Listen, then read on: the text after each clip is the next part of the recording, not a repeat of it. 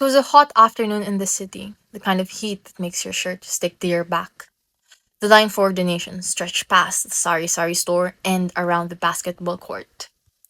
Kids were crying, mothers fanned themselves with folded envelopes, uncles grumbled about the government. But nobody left, because rice is rice. At the front stood Councillor Mika Liwanag. Her name was printed across banners, telling people to vote Liwanag for mayor in the 2028 election. She moved calmly, like she had done this 1,000 times. Grandma, here's your food pack. Sir, these notebooks are for your children. Tell them to study hard. Ate, we have free training next week. You can join. Her voice was soft. But people listened. She remembered names, smiled at children. Somehow, in that heat, she never looked tired. Her face looked smooth, untouched by the sun. Her eyes were bright, too bright. Up close, something was odd. Between her nose and her upper lip, there was no philtrum, just smooth skin. A grandmother leaned to her grandson. She's too perfect. In the old days, people like that were Engkantos. Grandma, she's just campaigning early. They laughed. Mika kept smiling. Weeks passed, the counselor's donation drive became part of daily life.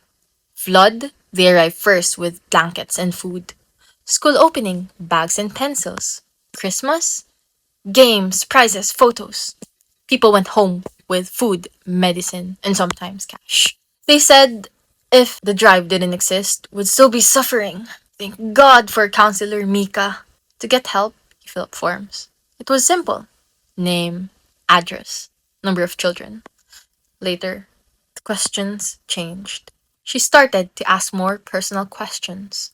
Are you part of any neighborhood I don't know. groups? Do you attend barangay assemblies? I don't know. Can I just get Do the you food? usually vote during elections? No, I don't. Why can't I move my hand? Some hesitated, but people still signed because they needed the help.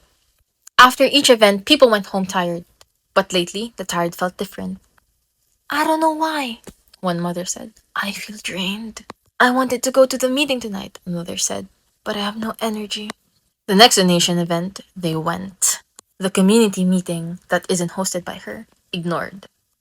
Mika never looked tired.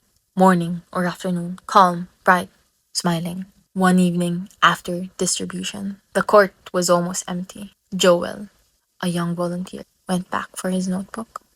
He saw Mika standing alone. Her shadow stretched across the floor, but it moved a little too late. Joel froze. Her shoulders rose and fell slowly, too slowly. Then she lifted her head. For a moment, her eyes caught the light and shone sharply. Joel remembered his grandmother's words. Some Engkantos do not scare you. They help you, but in return, they take your strength, your time, your will. The next week, there was another donation drive. On the same day, there was a community meeting about rent hikes. People went to hers instead. Joel watched the line form again. People said, let's just go to Counselor Mika. At least we get something. The people around her looked grateful, but smaller. When the people were weak and dependent on her, she could get them to do anything. He realized then she was taking something harder to see. Life. Power. Every drained afternoon fed her. Every grateful smile strengthened her. Every cancelled community meeting lifted her higher. She was not simply helping. She was harvesting. In the old stories, Engkantos grow powerful when mortals offer them devotion. Maybe the forest was never the best place for an Engkanto.